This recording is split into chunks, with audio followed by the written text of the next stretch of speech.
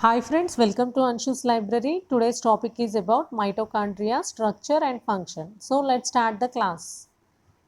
So mitochondrion membrane bound organelles found in the cytoplasm of almost all eukaryotic cells. So first of all మనకు తెలిసిందే membrane bound organelles అనగానే which are present only in eukaryotic cells. So mitochondria అనేది one of the membrane bound organelle. ఎక్కడ present అయి ఉంటుంది? సైటోప్లాజంలో ఉంటుంది. Almost అన్ని eukaryotic సెల్స్లో కూడా మైటోకాండ్రియా అనేది ఉంటుంది. And coming to the function, the primary function of which is to generate large quantity of energy in the form of adenosine triphosphate. So first function ఏంటి మనకి మైటోకాండ్రియా? లార్జ్ క్వాంటిటీ ఆఫ్ ఎనర్జీని generate చేయడం in the form of adenosine triphosphate, that is ATP. And we know that మైటోకాండ్రియాని మనం popularly ఏమంటాము? Powerhouse of the cell. The term mitochondrion is derived from the Greek words మైటోస్ and కాండ్రియన్. So మైటోస్ and కాండ్రియన్ అనే Greek word నుంచి ఈ mitochondrion అనే టర్మ్ని derive చేయడం జరిగింది.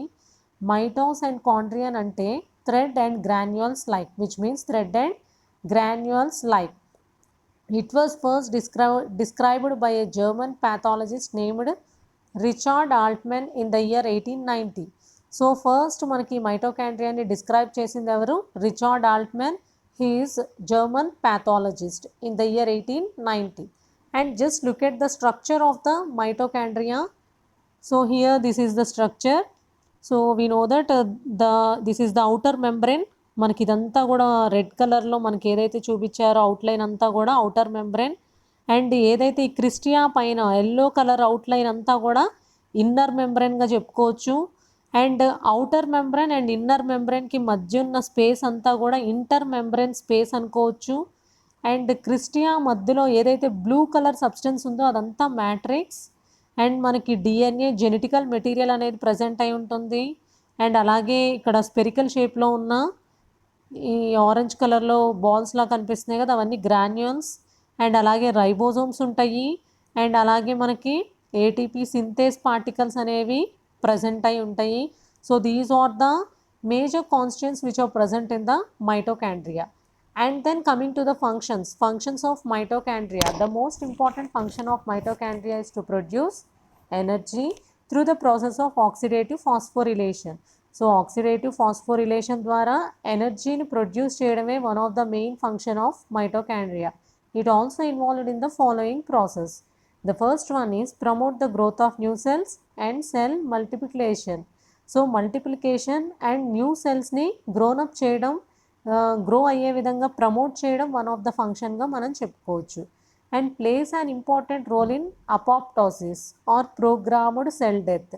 So it is the one of the important role which is played by mitochondria. Apoptosis అంటే బాడీలో ఏవైతే infectious cells కావచ్చు, అన్వాంటెడ్ సెల్స్ అంటే క్యాన్సర్ కాజింగ్ సెల్స్ కావచ్చు, ఇలాంటి సెల్స్ని బాడీ నుంచి ఎలిమినేట్ చేసి మనకి న్యూ సెల్స్ అనేవి ఫామ్ అయ్యే విధంగా of the function of mitochondria, and responsible for building certain parts of blood and various hormones like testosterone and estrogen. So మనకి కొన్ని హార్మోన్స్ని బిల్డప్ చేయడం అండ్ అలాగే blood certain parts of the blood, so ఇలా and కొన్ని పార్ట్స్ని build up చేయడం అనేది కూడా one of the responsibility of mitochondria. And then helps in detoxifying ammonia in the liver cells. So liver సెల్స్లో ఉండే అమోనియాని డీటాక్సిఫై చేయడం అనేది కూడా one of the function of mitochondria. So detoxify చేయడం అంటే అమోనియాని యూరియాగా మార్చి కిడ్నీలోకి పంపిస్తాం అనేది కూడా వన్ ఆఫ్ ద ఫంక్షన్గా మనం చెప్పుకోవచ్చు. And regulates the metabolic activity of the cell metabolic యాక్టివిటీని రెగ్యులేట్ చేసేది కూడా mitochondria. And then helps in maintaining an adequate concentration of calcium ions within the compartments of cell. సెల్లో ఉండే డిఫరెంట్ కంపార్ట్మెంట్స్లో ఎంత కావాలో అంత కాన్సన్ట్రేషన్లో కాల్షియం అయాన్స్ని మెయింటైన్ చేసేది కూడా మనకి mitochondria. It also involved in various cellular activities like cellular differentiation. So cellular differentiation అంటే ఏవైతే ఇమ్మెచ్యూర్డ్ సెల్స్ అంటే యంగ్ సెల్స్ ఉన్నాయో వాటిని ఒక మెచ్యూర్డ్ స్టేజ్లోకి ప్రమోట్ చేయడానికి కూడా మనకి మైటోకాండ్రియా అనేది ఒక ఇంపార్టెంట్ రోల్ అనేది ప్లే చేస్తూ ఉంటుంది. And cell signalling, cell senses అంటే మనకి సెల్ డివిజన్కి కూడా మనకి మైటోకాండ్రియా అనేది ఫంక్షనింగ్గా చెప్పుకోవచ్చు, వన్ ఆఫ్ ద ఫంక్షనింగ్గా చెప్పుకోవచ్చు.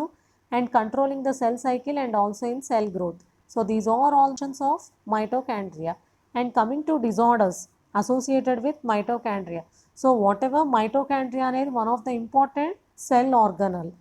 So what would be happened ఒకవేళ మైటోకాండ్రియాలో ఇర్రెగ్యులారిటీస్ మైటోకాండ్రియన్ ఫంక్షనింగ్లో కనుక ఇర్రెగ్యులారిటీస్ వస్తే వచ్చే డిజార్డర్స్ ఏంటి? And irregularity in the way mitochondria function can directly affect human health. So ఎప్పుడైతే ఫంక్షనింగ్లో ఇర్రెగ్యులారిటీ అనేది వచ్చిందో హ్యూమన్ హెల్త్ అనేది ఎఫెక్ట్ అవుతుంది. But often it is difficult to identify because symptoms differ from one person to another person. But symptoms అనేవి మనం తొందరగా identify చేయలేము, ఎందుకంటే ఒక పర్సన్లో ఒకలా ఉంటే సిమ్టమ్స్ అనేవి అనదర్ పర్సన్లో వేరే విధంగా ఎగ్జిబిట్ అవుతాయి. And disorders of mitochondria can be quite severe. Disorder అనేది అంటే ఇర్రెగ్యులారిటీ కనుక వచ్చినట్లయితే ఫంక్షనింగ్లో somewhat severe ప్రాబ్లమ్సే అరైజ్ అవుతాయి. In some cases they can even cause an organ to fail. అంటే బాడీలో కొన్ని ఆర్గాన్స్ అనేవి కూడా ఫెయిల్ అయ్యే ఛాన్స్ అనేది ఉంది. So these are disorders associated with mitochondria. So this is about the structure and function of mitochondria. Thank you. I hope you understand this class. If you want to see more videos in my channel, subscribe to my channel. Thank you.